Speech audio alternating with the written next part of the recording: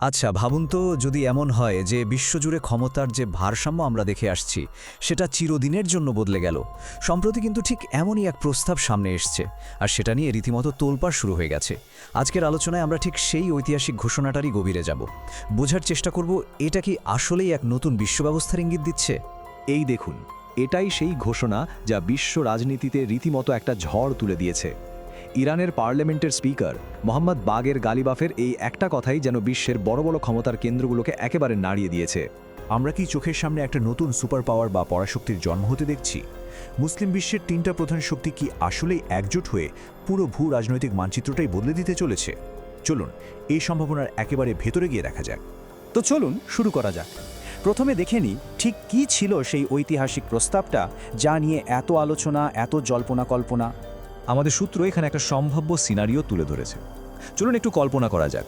তারিখটা 6 নভেম্বর 2025। জায়গাটা হলো পাকিস্তানের ইসলামাবাদ। সেখানে ইরানের পার্লামেন্টের স্পিকার গালিবাফ আর পাকিস্তানের প্রধানমন্ত্রী শাহবাজ শরীফের মধ্যে একটা বৈঠক চলছে। আর ঠিক সেই বৈঠক থেকেই জন্ম নিল এক যুগান্তকারী প্রস্তাব। প্রস্তাবটা হলো ইরান, পাকিস্তান আর সৌদি আরবকে নিয়ে একটা ত্রিপক্ষীয় সামরিক জোট গঠন করা হবে। সত্যি বলতে এই প্রস্তাবের লক্ষ্যগুলো কিন্তু বিশাল। প্রথমত, 57টা মুসলিম দেশের যে সংগঠন ওআইসি, তার অধীনে একটা যৌথ সেনাবাহিনী বা ইসলামিক ন্যাটো তৈরি করা, আর এর মাধ্যমে শতাব্দীর পর শতাব্দী ধরে চলে আসা শিয়া সুন্নি বিভেদের অবসান ঘটানো। ভাবা যায়, পাকিস্তান তো সাথে সাথে এই প্রস্তাবকে স্বাগত জানিয়েছে, আর সূত্র বলছে সৌদি আরবের দিক থেকেও নাকি বেশ ইতিবাচক সাড়া পাওয়া গেছে। কিন্তু এখানে একটা বড় প্রশ্ন আছে, এটা কিভাবে সম্ভব হলো যে দুটো দেশ মানে ইরান আর সৌদি আরব দশকের পর দশক ধরে পরস্পরের শত্রু, তারা হঠাৎ করে কিভাবে মিত্রতার কথা ভাবছে? আর সে হলো চীন। এই টাইমলাইনটা দেখলেই পুরো ব্যাপারটা পরিষ্কার হয়ে যায়।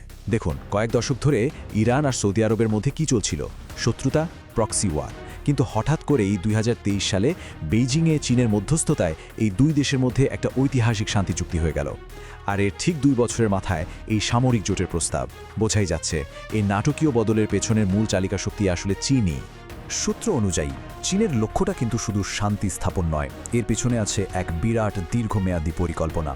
তাদের আসল উদ্দেশ্য হলো মধ্যপ্রাচ্য থেকে আমেরিকান প্রভাবকে একেবারে শিকড় শুদ্ধ উপড়ে ফেলা, এরপর অঞ্চলটাকে তাদের বিরাট প্রজেক্ট বেল্ট অ্যান্ড রোডের একটা গুরুত্বপূর্ণ অংশ বানানো, আর সবশেষে এই অঞ্চলের দুই প্রধান শক্তিকে এক করে নিজেদের নিয়ন্ত্রণে একটা স্থিতিশীল পরিস্থিতি তৈরি করা।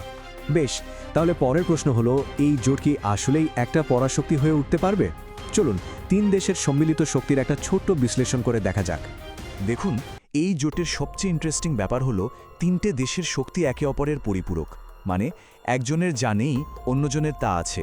যেমন ইরান আনছে তার সর্বাধুনিক মিসাইল আর ড্রোন টেকনোলজি, পাকিস্তান দিচ্ছে পারমাণবিক অস্ত্রের ভরসা আর তার বিশাল স্থলবাহিনী, আর এই সব কিছুর জন্য যে বিপুল অর্থ লাগবে সেটা আর শক্তিশালী বিমান বাহিনী দুটোই আসছে সৌদি আরবের কাছ থেকে। ইরানকে বলা যায় এই জোটের মিসাইল শক্তির মূল ভিত্তি। তাদের হাতে আছে 10,000 কিলোমিটার পর্যন্ত যেতে পারে এমন আইসিবিএম মানে আন্তঃমহাদেশীয় ব্যালিস্টিক মিসাইল, আছে হাইপারসনিক মিসাইল আর বিশ্বের সেরা ড্রোনগুলোর একটা বিশাল বহর।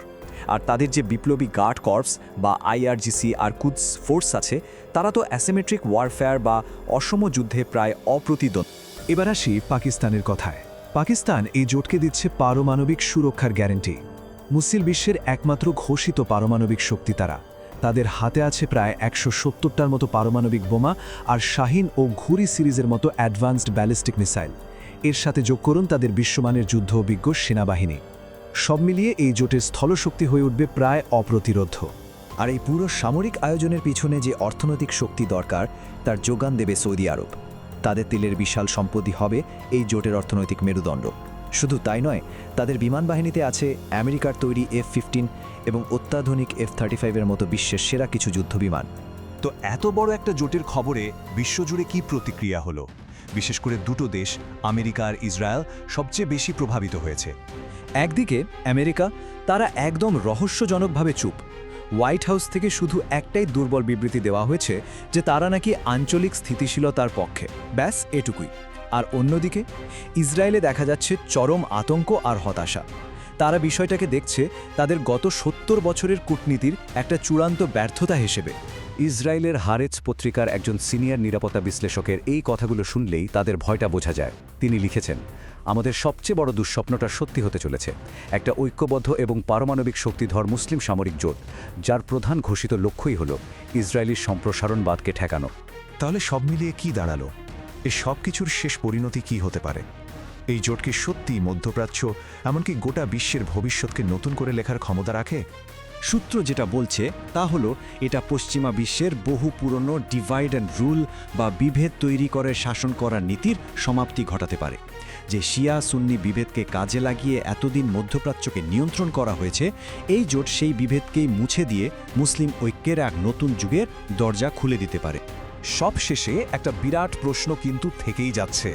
শত শত বছরের বিভেদ, অবিশ্বাস ভুলে গিয়ে ইরান, সৌদি আরব আর পাকিস্তান কি সত্যি এক নতুন ইতিহাস গড়তে পারবে?